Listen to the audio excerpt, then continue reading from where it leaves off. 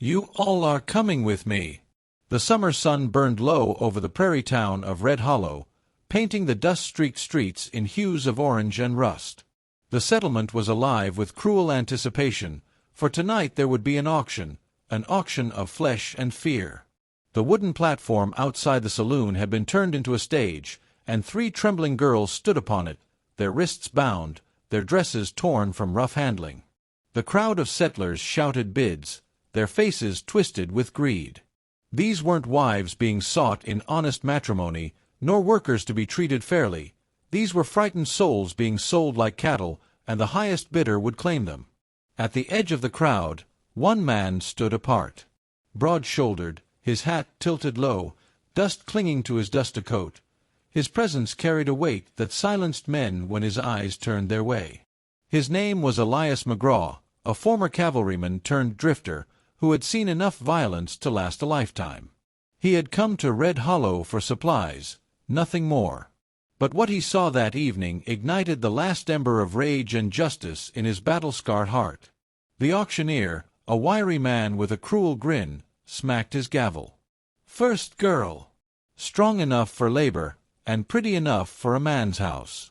Who'll start at $50? A murmur ran through the crowd. The first girl was barely 17, with dark hair braided tight, her lips trembling as she fought back tears. Beside her stood 2 more, one no older than 20, with soft auburn curls, and the youngest, scarcely 14, clutching the other's hands as if letting go meant being lost forever. Elias's jaw tightened. He had seen soldiers taken prisoner and towns burned, but this, settlers selling orphans, stolen from raids or bought off desperate families, was a cruelty that turned his stomach. He had promised himself he was done interfering in other men's evils. But when the youngest girl whimpered, "Please, don't let them take us," under her breath, something inside him broke. The auctioneer raised his hand. $70, $90, $100. Laughter rang as men elbowed one another, throwing coins on the stage like they were betting on a horse race. Elias stepped forward then, his boots heavy on the planks of the platform. The crowd's jeers softened when they saw the fire in his eyes. Without asking permission, he climbed the steps and faced the auctioneer. "These girls aren't for sale." The crowd roared in protest, and the auctioneer sneered. "Mister, you've had too much whiskey. Step down, unless you're here to bid proper." Elias pulled a leather pouch from his coat and tossed it at the man's feet. The clink of gold coins rang clear as a church bell. "That'll cover whatever filthy debt you think they owe." His voice lowered, sharp as a blade. "But I'm not buying them. I'm taking them." The crowd gasped. One man spat tobacco and growled, "Who do you think you are?" Elias turned, his coat shifting just enough for the butt of his Colt revolver to gleam in the dying sunlight. His eyes swept the men, farmers, drifters, thieves, all cowards at heart. "I'm the man who's walking away with them," he said flatly. "And if anyone here thinks otherwise, you're welcome to test me." For a heartbeat, silence hung heavy. Then the auctioneer, his greed tempered by fear, raised his hands. "Take 'em, then. Ain't worth dying over." Elias cut the girls' ropes with his knife. They flinched but didn't pull away when his voice softened. "You're safe now. You're coming with me." The eldest, the auburn-haired girl, stared at him in disbelief. "Why, you don't even know us." Elias met her gaze steadily. "Don't need to. No man's got the right to treat you this way. As long as I'm breathing, no one's laying a hand on you again." He led them off the platform, through the stunned crowd. Some muttered threats, but none dared draw steel. Elias's reputation had traveled farther than he knew. He saddled his horse, then found 2 mules tied by the blacksmiths, loading them with provisions. The girls followed in silence, too numb to question. As they rode out of Red Hollow, the sun sank behind the mountains. Only when the town was a shadow behind them did the youngest finally whisper, "Mister, what will happen to us now?" Elias glanced back at their frightened faces, 3 souls who had known nothing but loss. He sighed. First, we get you fed and rested. After that, we'll figure it out together. But you're not alone anymore. For the first time that day, the girls exchanged a fragile spark of hope. And though Elias would never admit it aloud, he felt something shift inside him too, a purpose he thought he had lost long ago. But Red Hollow was not done with him. Men who profited from cruelty don't take kindly to losing their gold. And even as Elias rode into the dark prairie with the 3 girls safe for now, a shadow of vengeance stirred behind him. No one takes them back.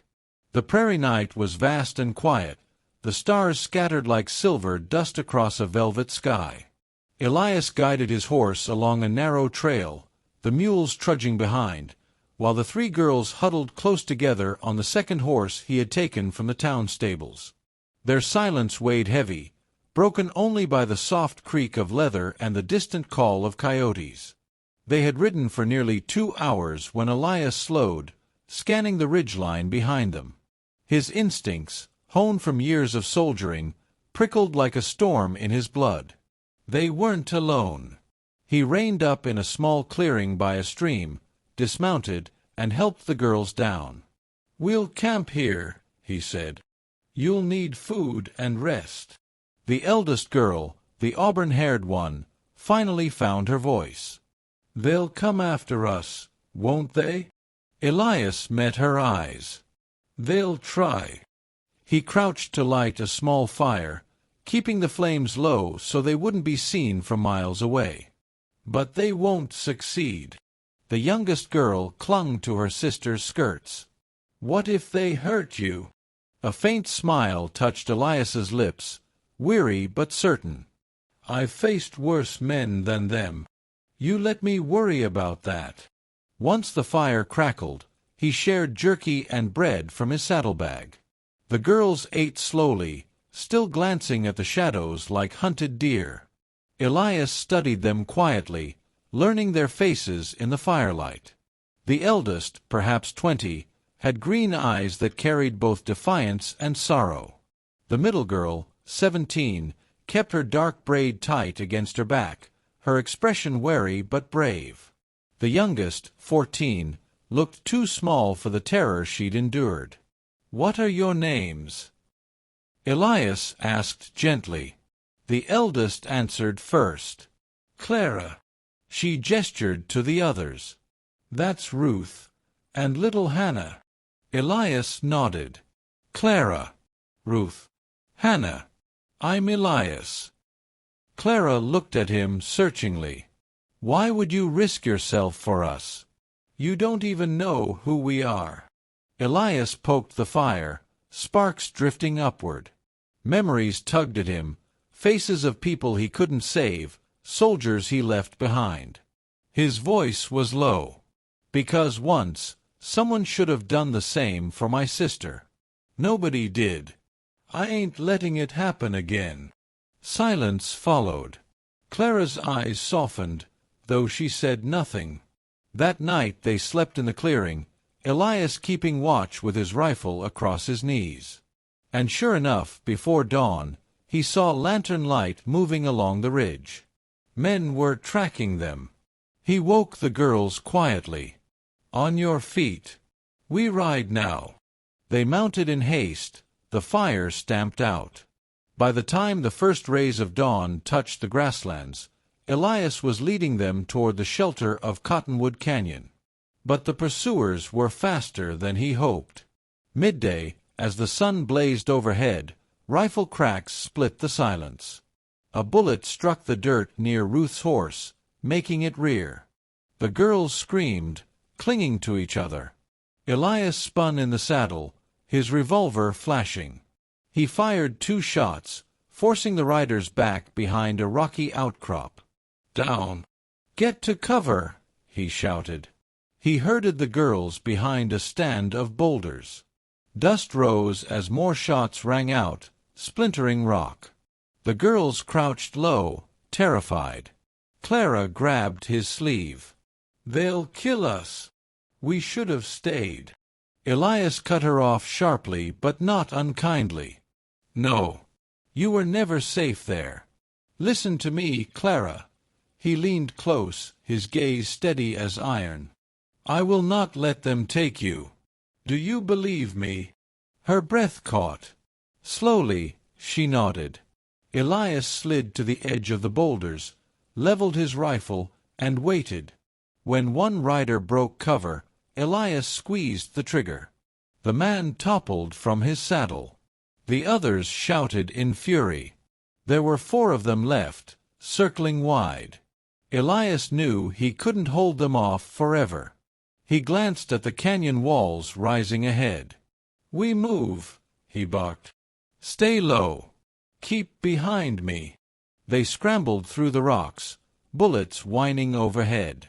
Twice Ruth stumbled, but Clara dragged her onward.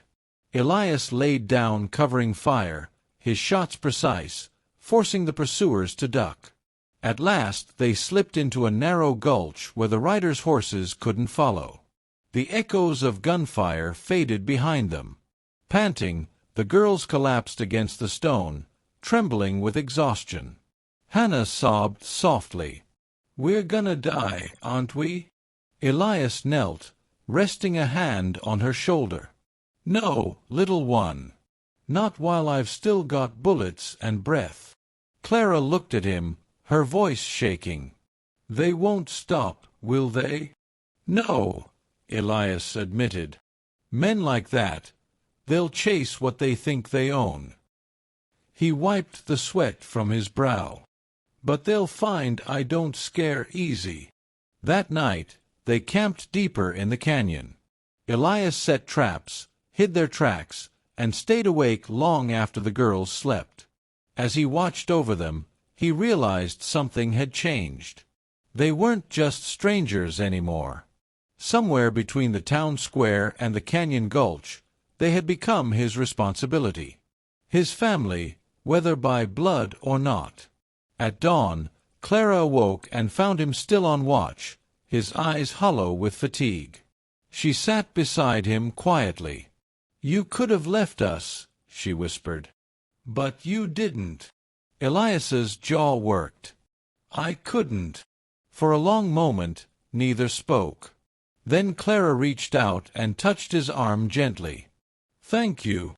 Elias only nodded, but inside, he felt the weight of his vow settle deeper. Whatever it cost him, he would see these girls safe. And as the sun rose over the canyon, painting the rocks in fire and gold, Elias McGraw knew one truth beyond doubt. No one was ever taking them back.